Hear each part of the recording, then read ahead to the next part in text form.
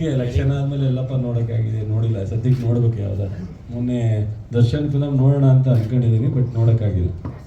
ಕಾಟೇರ ಶಶಿ ಅವರು big boss contestant ಅನ್ನೋದಕ್ಕಿಂತ ಹೆಚ್ಚಾಗಿ ಪ್ರಗತಿಪರ ರೈತರು ಕೂಡ ಅವರು. ಹಾಗಾಗಿ ನೀವು ಕೃಷಿ ಸಚಿವರಾಗಿ ಇವತ್ತು ಸಮಾವೇಶ ಮಾಡಿದ್ರಿ ಅವ್ರ ಸಿನಿಮಾದು. ಸೊ ಈ ಕಾಕತಾಳೀಯನ ಅಥವಾ ಇಂಟೆನ್ಷನ್ಲಿ ಕೃಷಿ ಸಚಿವರು ಇಲ್ಲ, ಇಂಟೆನ್ಷನ್ ಇಲ್ಲ. ಅವನು ನನ್ನ ಬಗ್ಗೆ ಒಂದು ವಿಶ್ವಾಸ ಇಟ್ಟು ಮೊನ್ನೆ ಬಂದು ಬರಲೇಬೇಕು ಅಂತ. ನನ್ನ ಸ್ನೇಹಿತ, ಅವನಿಗೆ ಕಾಮನ್ ಫ್ರೆಂಡು. ಸೊ ಹಾಗಾಗಿ ಮತ್ತು ಅವನು ಅಗ್ರಿಕಲ್ಚರಿಸ್ಟು ಬೇರೆ. ಹಾಗಾಗಿ ನಾನು ಇವತ್ತು ಸ್ವಲ್ಪ ಚೆನ್ನಾಗಿ ಫ್ರೀ ಇದ್ದೆ ಅಂದರೆ ಬೆಂಗಳೂರಿನಲ್ಲಿದ್ದೆ.